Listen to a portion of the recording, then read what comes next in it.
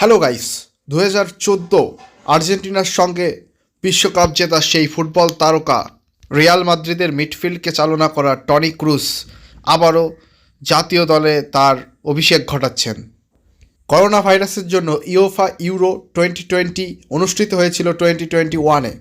2021-এ অনুষ্ঠিত সেই euro cup থেকে জার্মানি বিদায় নিলে টনি ক্রুস রিটায়ারমেন্ট নেন।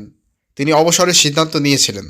2021-এ জার্মানি ইউরো কাপ থেকে বিদায়ের পর টনি ক্রুসকে বেশ ক্রিটিসাইজ করা হয়েছিল, আর সেই ক্ষোভেই তিনি রিটায়ারমেন্টের সিদ্ধান্ত নিয়েছিলেন ন্যাশনাল টিম থেকে।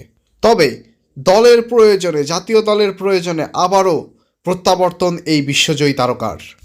ক্রুস নিজেই তার ইনস্টাগ্রাম পোস্টে জানিয়েছেন তিনি জাতীয় দলের হয়ে কামব্যাক করবেন।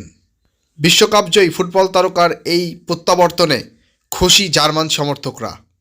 2010 সালে মাত্র 20 বছর বয়সে জার্মান ন্যাশনাল টিমের হয়ে অভিষেক হয় টনি ক্রুসের।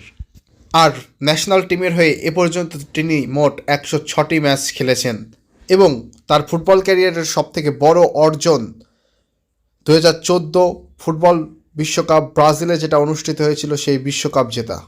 এছাড়াও টনি ক্রুস 5টা চ্যাম্পিয়ন্স লিগ জিতেছেন, যার মধ্যে একটি বায়ার্ন মিউনিকের হয়ে এবং 4টি তার বর্তমান ক্লাব রিয়াল মাদ্রিদের হয়ে।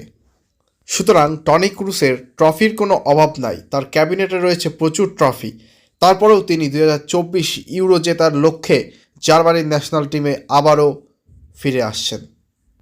রিয়াল মাদ্রিদ লিজেন্ড বিশ্বজয়ী এই ফুটবল তারকার কামব্যাক নিয়ে আপনার কি মন্তব্য সেটা কমেন্টে জানাতে কিন্তু ভুলবেন না।